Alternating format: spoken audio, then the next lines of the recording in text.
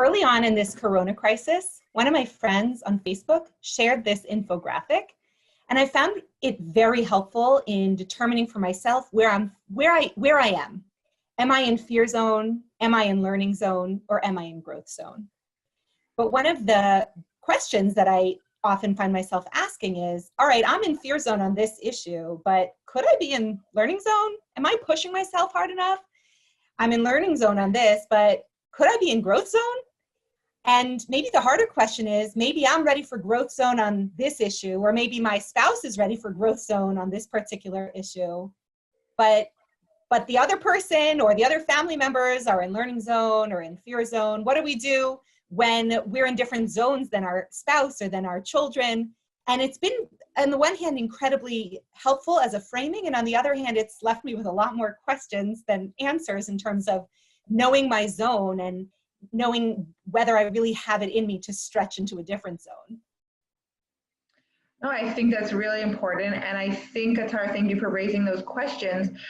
What is important is first being able to check in with yourself. And what we have developed is another version of this infographic for Torah observant couples, and it encourages reflection on the couple and where you guys stand as a couple. But again, the most important part, and we mentioned this in other parts of this series, is individual check-in has to come first.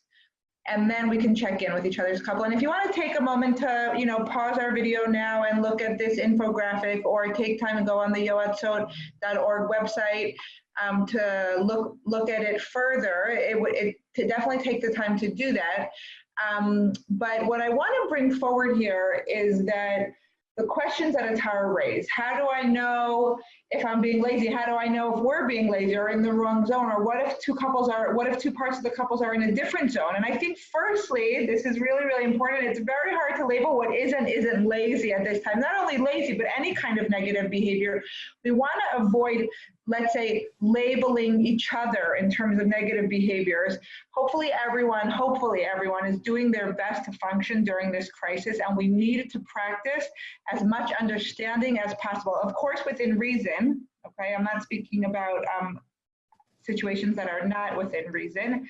But we need in our marriages, and similar, if two parts of the couple are in different zones, as with other conflicts or disequilibrium that a couple deals with, couples need to learn to practice good listening and empathy. We're always working towards empathy, which is being able to be present emotionally for the other person's emotional experience, okay? And we're gonna do this is such an important piece of a healthy relationship. We're gonna do a crash course of this in part 6 of this series. I think what's also important to notice here is that there is so much potential for learning and growth. And that's a statement with no pressure, of course, but what I'm seeing a lot in my clinic is that it is possible for, let's say, a person who has consistently been struggling with anxiety, and now since the rest of the world is also kind of out of whack in terms of there's a lot of, the whole level of anxiety in the world has risen. This person has already developed skills and is able to function within the world in anxiety, and they are feeling at this point that they're thriving, that they are able to pull on their skills, all of the resilience that they have developed over the years of struggling with their, we might call it, difficulty. And at this point in crisis, it's being put to good use.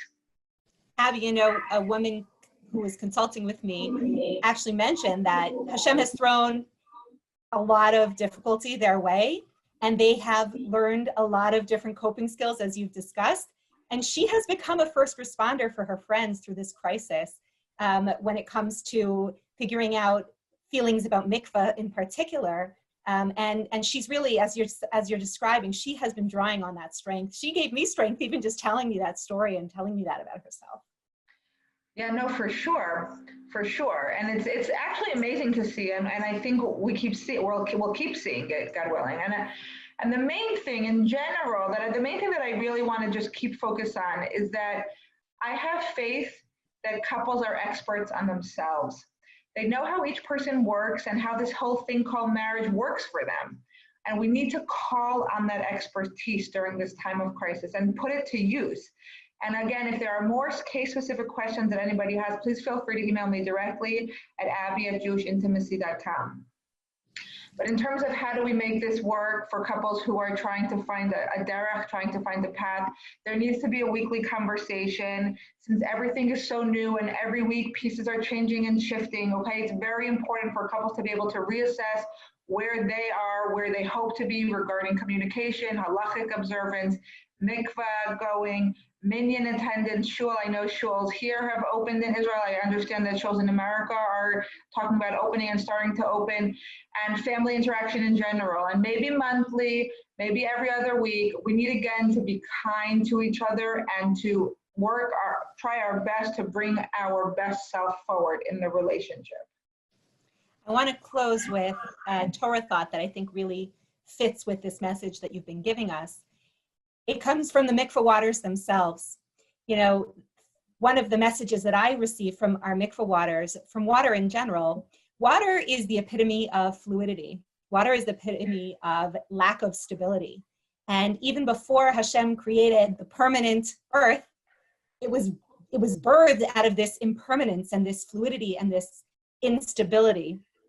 And I think there is this message that on the one hand, you need to be ready to pivot, you need to be ready to change, and we are here to become and to become better people. But on the other hand, if it's just the fluidity and we're just like, all right, let's head into growth zone, let's head into learning zone, let's head farther, it could actually backfire. And we need that permanence. We need that dry land. And it's that balance between the dry land and the fluidity that is what really allows us to grow in life. My father, Rabbi Meir Sandor, quotes a story from Masechet Psachim, where there's a rabbi named Rabbi Nehemiah Ha'imsoni. He did this amazing Torah project. He was working on a theory, and he spent forever working on a theory. And at a certain point, he decided it wasn't working. And he stopped in his tracks. And his students turned to him and they're like, Rebbe, you spent your life, this is your life's work. How are you stopping? How are you not continuing to figure out this secret of Torah?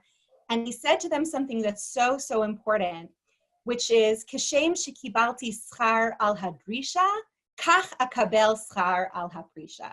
Just as I received reward on this seeking out, on this attempt, this Torah study, I'm also going to receive reward for stopping in my zone and knowing that sometimes we need to put the brakes on things. And it seems very counterintuitive, because shouldn't we be constantly growth? But we have to check in with those around, check in with ourselves, check in with those around us, and make sure that this really is the time for pushing forward, or maybe it's time for a little pause. And Bezrat Hashem then will get those strengths, pull up those strengths to move into the next zone at the appropriate time.